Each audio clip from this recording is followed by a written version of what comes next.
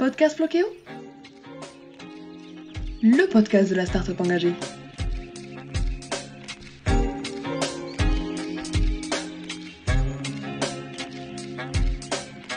Bonjour et bienvenue sur le verre à moitié plein, le podcast optimisme du tourisme durable proposé par Flokéo. Dans une ambiance d'automne avec la transformation des couleurs des arbres et le raccourcissement des jours, la saison d'Halloween s'installe peu à peu.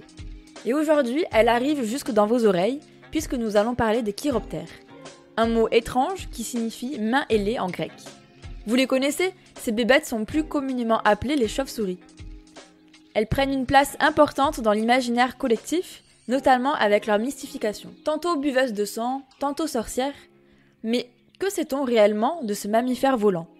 Les chauves-souris sont importantes pour les écosystèmes, mais elles sont malheureusement perturbées aujourd'hui par les activités humaines et notamment le tourisme. Pour répondre à toutes nos questions, on est parti à la rencontre d'une animatrice nature de France Nature Environnement de l'Isère. Bonjour Hélène et merci de participer à ce 23e épisode. Est-ce que vous pourriez commencer par vous présenter, vous et votre association FNE s'il vous plaît ? Alors bonjour, Hélène Tonnet, je suis chargée de mission éducation à l'environnement à France Nature Environnement Isère depuis 2014. Après avoir d'abord travaillé dans un bureau d'études en environnement et ensuite avoir repris une formation spécialisée en éducation à l'environnement. France Nature Environnement, en fait, c'est une fédération française d'associations de protection de la nature et de l'environnement qui existe au niveau national avec plus de 5800 associations fédérées pour laquelle elle est la porte-parole. Et puis, il en existe donc sur les territoires. France Nature Environnement Isère, elle a été créée en 1972 et elle a différentes actions pour préserver les milieux naturels et la biodiversité. Donc avec différents leviers, la veille écologique, l'expertise environnementale, l'action juridique, en lien avec des bénévoles et les salariés.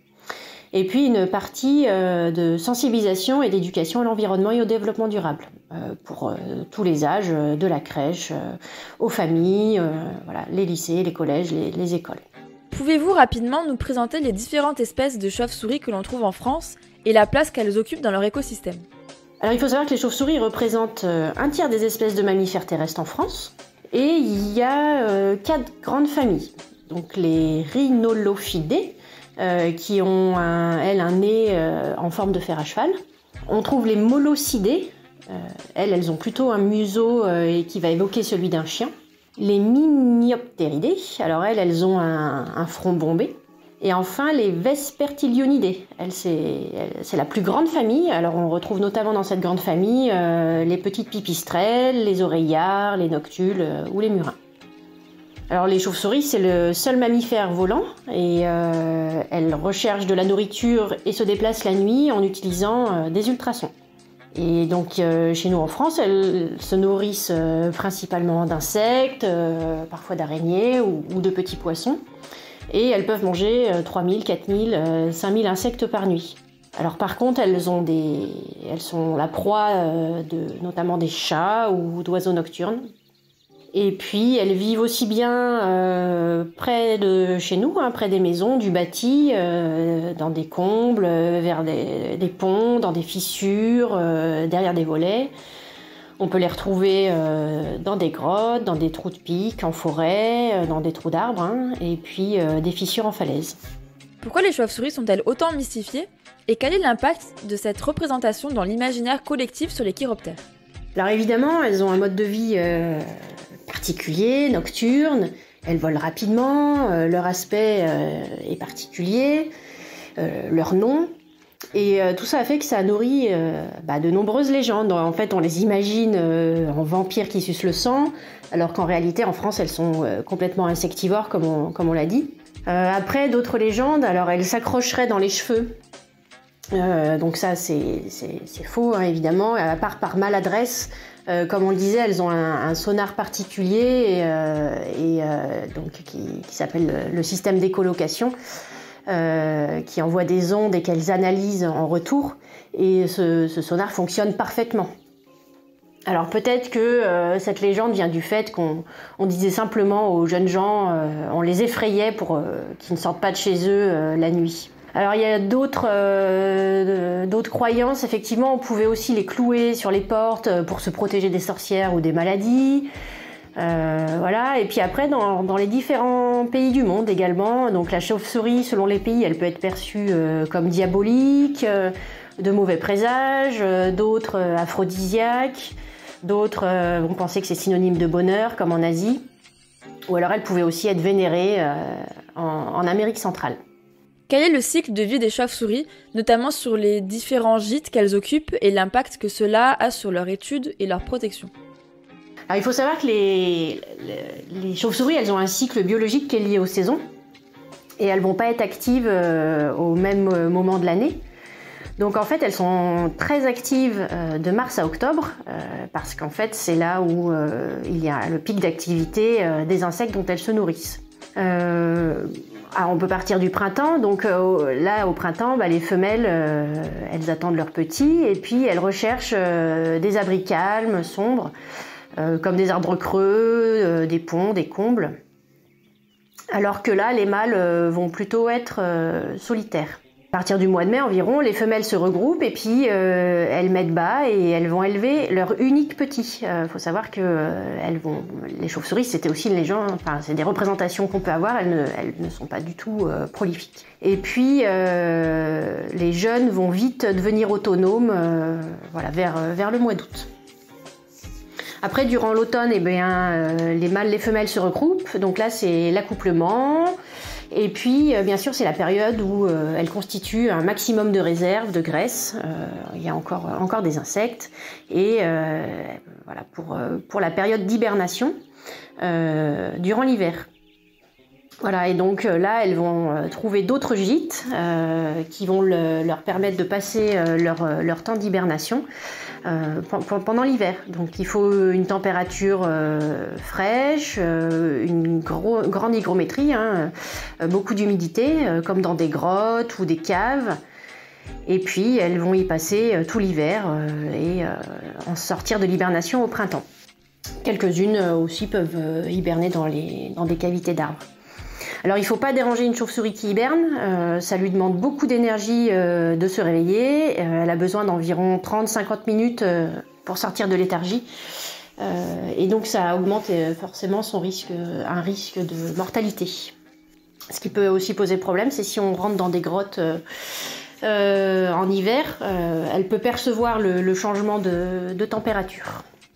Quelles menaces anthropiques pèsent sur les chauves-souris et comment pouvons-nous participer à leur protection ou du moins minimiser ces menaces? Les menaces contre les chauves-souris sont nombreuses.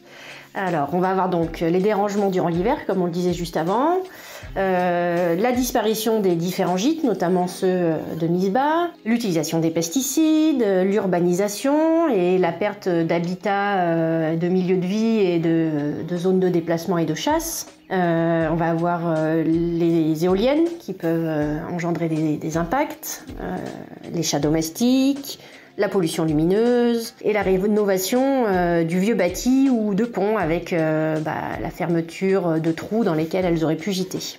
En France, il faut savoir que toutes les chauves-souris sont protégées, donc il y a une loi qui date de 1976 et pour le coup, il est strictement interdit de les détruire, de les transporter ou de les commercialiser.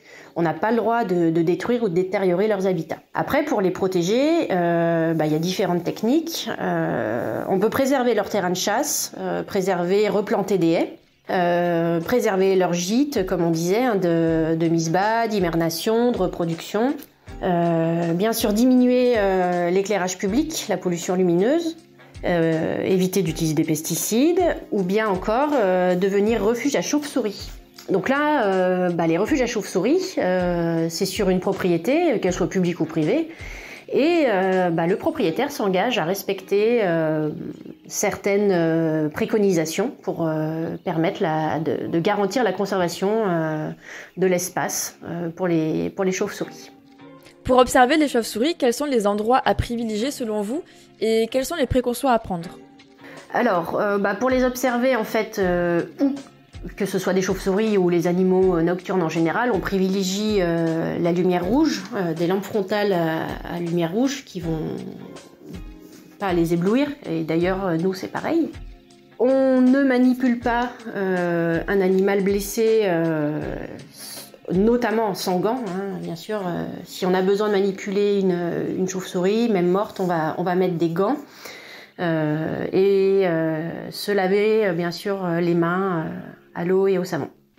Nous avons beaucoup entendu parler d'elles durant la crise sanitaire et de leur rôle tampon de la circulation des virus. Alors, quels sont réellement les services écosystémiques qu'elles rendent à l'homme ? Déjà, l'état actuel des connaissances indique que les chauves-souris n'auraient pas le virus responsable de la Covid-19 et que la transmission d'une chauve-souris aux humains nécessite souvent en fait un hôte intermédiaire. Et que finalement, il y a une maladie principale qui est transmise des chauves-souris directement à l'homme, c'est celle de la rage, et pour laquelle on peut avoir un traitement efficace. Mais comme on le disait juste avant, attention à ne pas manipuler les animaux au risque de morsure. Malgré ça, évidemment, elles ont un rôle important dans les écosystèmes. Selon les espèces, elles peuvent être pollinisatrices, disséminer des graines et assurer la survie de très nombreuses espèces de plantes et d'arbres. Et puis pour la France, notamment l'Europe, ce sont des insecticides naturels. Comme on le disait, elles peuvent manger des milliers d'insectes par nuit et protéger ainsi les cultures, mais également notre santé, puisqu'elles vont dévorer les moustiques. Et puis un autre service important qu'elles nous rendent, on peut utiliser leur guano, qui est un excellent engrais. Voilà. Après, pour l'utiliser, attention, il faut se protéger des poussières et puis le manipuler avec des gants, bien se laver les mains, comme d'habitude. On arrive à la fin de cette aventure. Est-ce que vous avez autre chose à rajouter ? Alors, je vais juste préciser que, pour profiter de moments de sensibilisation, de sorties nocturnes, il y a tout un programme qui est élaboré par les différentes sections de France Nature Environnement, que ce soit Isère ou régional. Et il y a également un programme dans lequel s'inscrit France Nature Environnement Région en partenariat avec l'Union régionale des centres permanents d'initiative à l'environnement, qui s'appelle La Nuit Je Vis. Et ce projet en fait a pour objectif de protéger la biodiversité nocturne en favorisant la réduction de la pollution lumineuse, puisque la pollution lumineuse, elle va impacter les conditions de vie animales, végétales et humaines.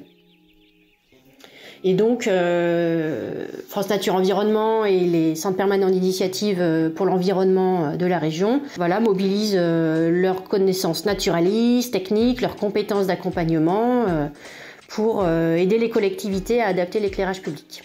Et puis pour finir, il y a également une autre action qui a été menée tout au long du mois d'octobre autour de Grenoble.